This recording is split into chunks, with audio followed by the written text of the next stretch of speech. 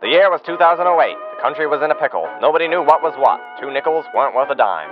But a young visionary by the name of Stanley Fitzgerald, formerly of the Paramount Vaudeville Company, had a bright idea. At once, he called up his old friend and financier, the Duke of Dukington, and proposed his extraordinary vision of the future. "We'll call them motion pictures," he said. "Motion what?" said the Duke. "Motion pictures, like pictures, but in motion." "Like this?" "No!" Stanley then explained the amazing scientific process his boys had cooked up and how a big studio would be the only way to make the capital. "We'll need 400 acres and a bag of your finest money. What do you say?" Well, I wouldn't be a duke if I didn't say yes. I'd be a don't. And with that, the cogs of destiny were set in motion. But where to build? The north? No. The south? No. The west? No. The ocean? No. The east? That's the ticket. What better place for Hollywood East? Stanley's boys in the lab selected scenic Plymouth, Massachusetts, America's hometown, as the prime locale for cultivating that movie magic. Production on the lavish studio headquarters began at once, and with that, the cogs of destiny were set in motion.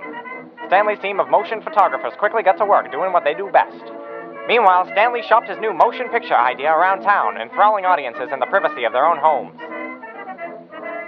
All the while perfecting the art of presentation and entertainment, and making careful note of what best captured their fancy.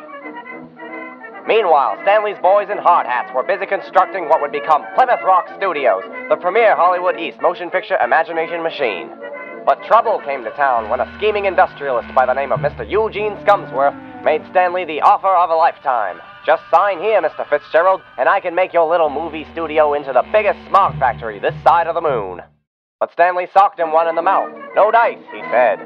"We're keeping it green." And with that, the cogs of destiny were set in motion. With the studio completed, folks from all over flocked to Plymouth, where for just 3/4 of a penny, they could marvel at the magic of the modern motion picture.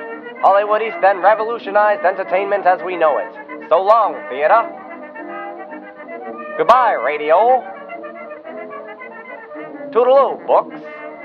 Indeed, the future has arrived in style on a silver platter. Why settle for less when you can have your cake and eat it on a silver platter? And look, tonight is the premiere of Plymouth Rock Studios' very first motion picture. Yes, sir, the East is gonna change. Infrastructure, commerce, all that jazz. But no jazz, we want to keep it clean for the kids. Hollywood East, coming to a scenic Plymouth, Massachusetts near you.